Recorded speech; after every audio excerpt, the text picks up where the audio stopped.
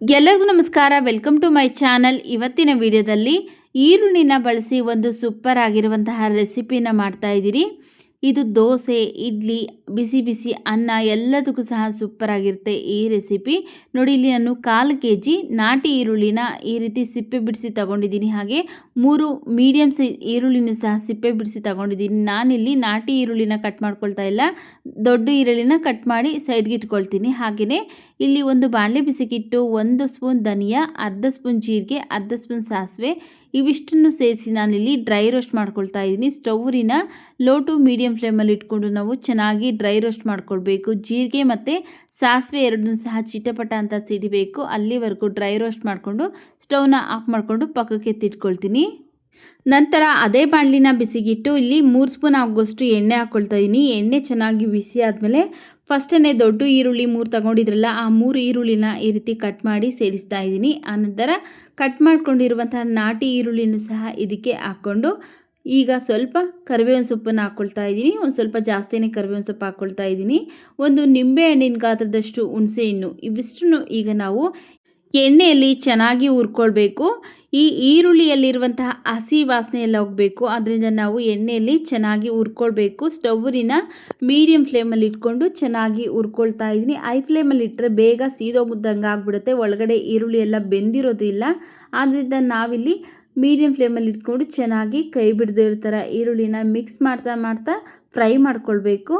ನೋಡಿ, ಇಲ್ಲಿ ಒಂದು 3-4 ನಿಮಿಷ ಫ್ರೈ ಮಾಡ್ಕೊಂಡಿದ್ದೀನಿ. ಈರುಳ್ಳಿ ಎಲ್ಲ ಕಲರ್ ಚೇಂಜ್ ಆಗಿದೆ, ಹಾಗೆ ಹಸಿ ವಾಸನೆ ಎಲ್ಲ ಚೆನ್ನಾಗಿ ಹೋಗಿದೆ. ಈಗ ಇದಕ್ಕೆ ನಾವು ಸ್ವಲ್ಪ ಕೊತ್ತಂಬರಿ ಸೊಪ್ಪನ್ನು ಸೇರಿಸ್ತಾ ಇದ್ದೀನಿ. ಕೊತ್ತಂಬರಿ ಸೊಪ್ಪನ್ನು ಕಟ್ ಮಾಡಿ ಸೇರಿಸ್ಕೊಂಡು ಈಗ ಕೊತ್ತಂಬರಿ ಸೊಪ್ಪನ್ನು ಸಹ ಚೆನ್ನಾಗಿ ಒಂದ್ಸರಿ ಮಿಕ್ಸ್ ಮಾಡ್ಕೊಳ್ಬೇಕು.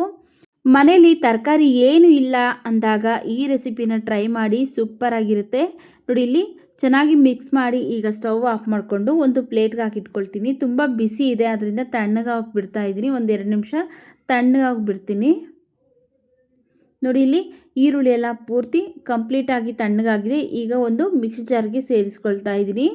ಈ ಈರುಳ್ಳಿ ಚಟ್ನಿನ ನಾವು 1 ತಿಂಗಳು ಬೇಕಾದರೂ ಫ್ರಿಜ್ಜಲ್ಲಿ ಸ್ಟೋರ್ ಮಾಡ್ಕೊಳ್ಬೋದು.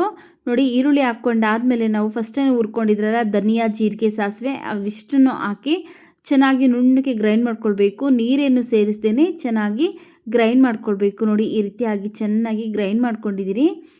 ಈಗ ಇದು ರೆಡಿ ಆಗಿದೆ. ಒಗ್ಗರಣೆ ಮಾಡ್ಕೊಳ್ಳೋಣ ಬನ್ನಿ.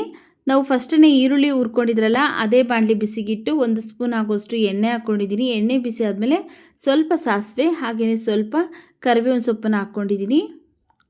ಈಗ ಇದಕ್ಕೆ ನಾನು 1 ಸ್ಪೂನ್ ಸಾಂಬಾರು ಪೌಡರ್ ಅಂದರೆ ಬೇಳೆ ಸಾಂಬಾರು ಪೌಡರ್ ಬರುತ್ತಲ್ಲ ಅದನ್ನು ಹಾಕ್ಕೊಂಡಿದ್ದೀನಿ.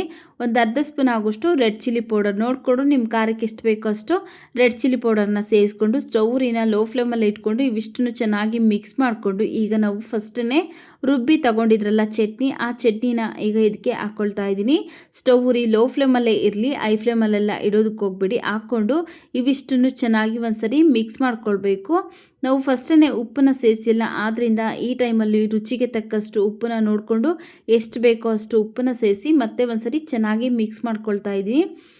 ಈ ಚಟ್ನಿ ರುಬ್ಬಬೇಕಾದ್ರೆ ನೀರನ್ನು ಸೇರಿಸಬಾರ್ದು, ಬೇಗ ಹಾಳಾಗ್ಬಿಡುತ್ತೆ ನೀರನ್ನು ಸೇರಿಸಿದರೆ. ಆದ್ದರಿಂದ ನೀರನ್ನು ಸೇರಿಸಿಲ್ಲ. ಉಪ್ಪು ಚೆನ್ನಾಗಿ ಒಂದ್ಸರಿ ಮಿಕ್ಸ್ ಮಾಡಿಕೊಂಡು ಸ್ಟವ್ರಿನ ಲೋ ಫ್ಲೇಮಲ್ಲೇ ಇರಲಿ. ಈಗ 1-2 ನಿಮಿಷ ಮುಚ್ಚಿ ಬೇಯಿಸ್ತಾ ಇದ್ದೀನಿ. ನೋಡಿ, ಇಲ್ಲಿ ಈರುಳ್ಳಿಯಲ್ಲಿರುವಂತಹ ಹಸಿ ಸ್ಮೆಲ್ಲೆಲ್ಲ ಹೋಗಿದೆ, ತುಂಬ ಘಮ ಘಮ ಅಂತ ಬರ್ತಾ ಇದೆ, ಹಾಗೆ ಗಟ್ಟಿನೂ ಸಹ ಆಗಿದೆ. ನೋಡಿ, ಈ ರೀತಿಯಾಗಿ ನೀರನ್ನು ಸೇರಿಸಿಲ್ಲ ಅಂದರೆ ನಾವು ಈ ಚಟ್ನಿನ 1 ತಿಂಗಳು ಬೇಕಾದರೂ ಸ್ಟೋರ್ ಮಾಡ್ಕೊಳ್ಬೋದು. ಹೊರಗಡೆ ಇಟ್ಟರೆ ಒಂದು 10-12 ದಿವಸ ಫ್ರೆಶ್ ಆಗಿ ಇರುತ್ತೆ, ತುಂಬ ಟೇಸ್ಟಿಯಾಗಿರುತ್ತೆ. ನೋಡಿ, ಈಗ ಚಟ್ನಿ ರೆಡಿ ಆಗಿದೆ. ಸ್ಟವ್ ಆಫ್ ಮಾಡ್ಕೊಳ್ತಾ ಇದ್ದೀನಿ. ಬಿಸಿ ಬಿಸಿ ಅನ್ನಕ್ಕಾಗ್ಬೋದು ಅಥವಾ ದೋಸೆ, ಇಡ್ಲಿ, ಚಪಾತಿ ಯಾವುದಕ್ಕೆ ಬೇಕಾದರೂ ಸರ್ವ್ ಮಾಡ್ಬೋದು. ನೋಡಿ, ಇಲ್ಲಿ ನಾನು ಅನ್ನದ ಜೊತೆ ಸರ್ವ್ ಮಾಡ್ಕೊಳ್ತಾ ಇದ್ದೀನಿ. ತುಂಬಾ ರುಚಿಯಾಗಿರುತ್ತೆ ಸ್ನೇಹಿತರೆ. ಒಂದ್ಸರಿ ನೋಡಿದ ಮೇಲೆ ಟ್ರೈ ಮಾಡಿ. ಈ ವಿಡಿಯೋ ನಿಮಗೆ ಇಷ್ಟವಾಗಿದೆ ಅನಿಸಿದ್ರೆ ವಿಡಿಯೋಗೊಂದು ಲೈಕ್ ಮಾಡಿ, ವಿಡಿಯೋವನ್ನು ಶೇರ್ ಮಾಡಿ, ನಮ್ಮ ಚಾನಲ್ಗೆ ಸಬ್ಸ್ಕ್ರೈಬ್ ಮಾಡಿ ಸಪೋರ್ಟ್ ಮಾಡಿ ಸ್ನೇಹಿತರೆ.